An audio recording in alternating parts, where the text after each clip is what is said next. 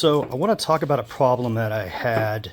Couldn't really find any videos online that showed the level of detail that I have had to go through to make this repair. So I think this will help somebody. So most of you will look at this and just call it your outdoor garden hose spigot. I think the official name is outdoor water hydrant. But just for the ease of this video, guys, I'm just going to go ahead and call this the garden hose spigot, right?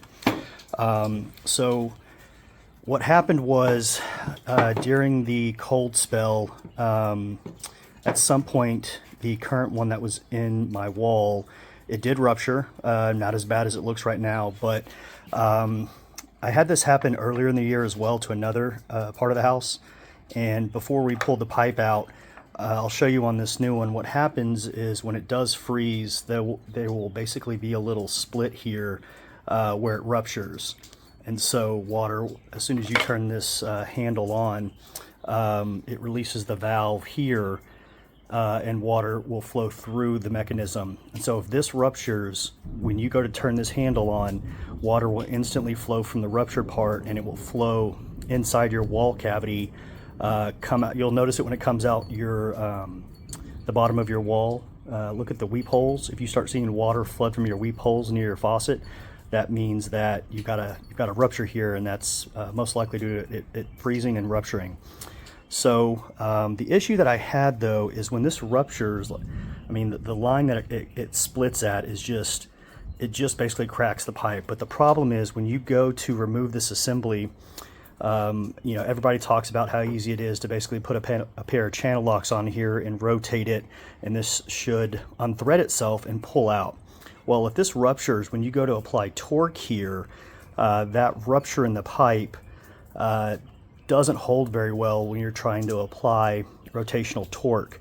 And in my case, this was the final result. So when I went to basically unthread this and pull it out, where it was ruptured, basically split the pipe and just became, just an absolute mess to try to pull this thing out.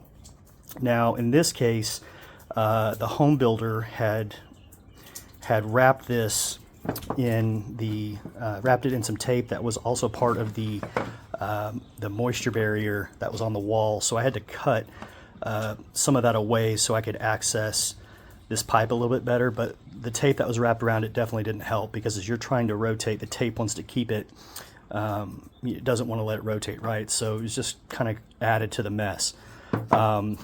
And then as you can see here, this is the internal part that actually formed the blockage, or that actually blocks the water. So go ahead and move this aside and show you guys what I had to do to get this out. And there's still a piece in there, as you can notice, right? Because this is supposed to, in theory, look like the piece next to it, but as you can see, it's missing the part that actually threads into the wall and supplies the water. And I'll show you guys that here in a bit, and how to get rid of that, because that also is the other part of this massive problem. So move this away. I do want to talk about what I used. We'll start over here. I've got a brick and stone facade on my house. And so when I tried to pull the current one out, what I noticed was I needed more access. And so I took my hammer drill here, and I kind of rotated between just the hammer setting and the hammer drill setting. And utilizing a chisel bit, I was able to start chiseling away at the mortar, and then able to eventually pull some bricks out to give myself more access. The rest of these tools were what I eventually used throughout the entire process. Most of the stuff you guys will recognize, but the combination of all these things allowed me to help cut away some of that vapor barrier, that moisture barrier, cut some of that tape, apply some torque where I needed. I will say probably the most important tool that ended up saving my project was over here. So I just picked these up. This is a 6-piece kit from Cobalt. It's a pipe nipple extractor set.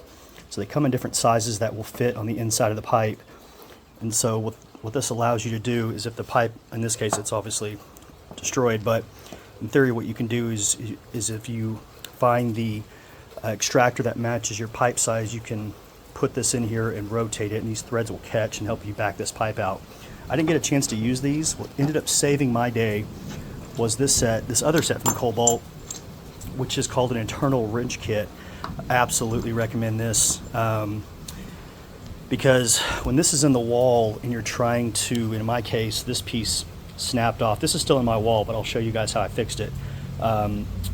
So if this is the piece that's stuck in your wall and you need to back this out, this internal wrench kit comes in a few different sizes. There's a 1/2 inch and a 3/8, excuse me, here. But the one that I'm using that's currently in place is the 3/4. So you insert that into here, and once you apply counterclockwise torque, this catches. This actually expands and will basically allow you to catch the pipe on the inside and back it out. So this tool right here is what ultimately ended up getting me across the finish line.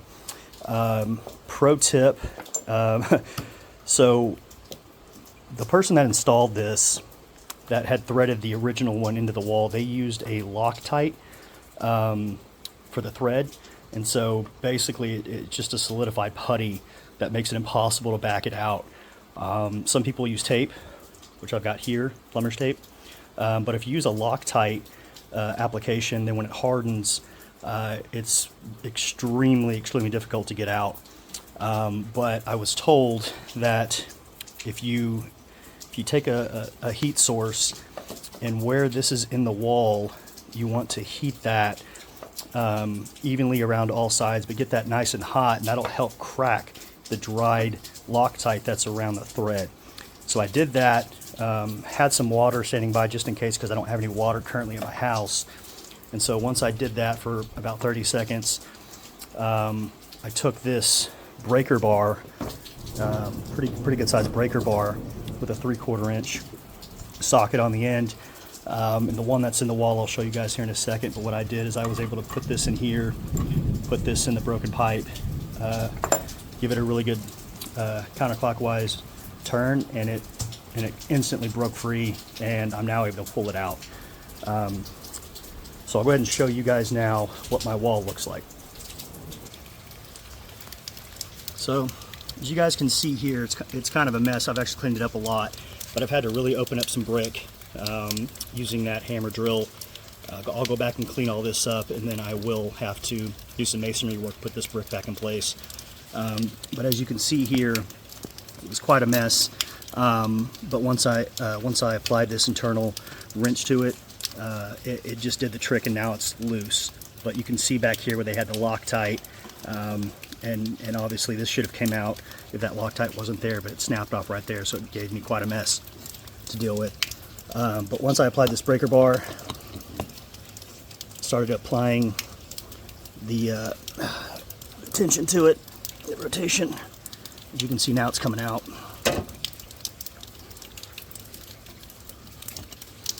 Might be able to pull that out by my hand.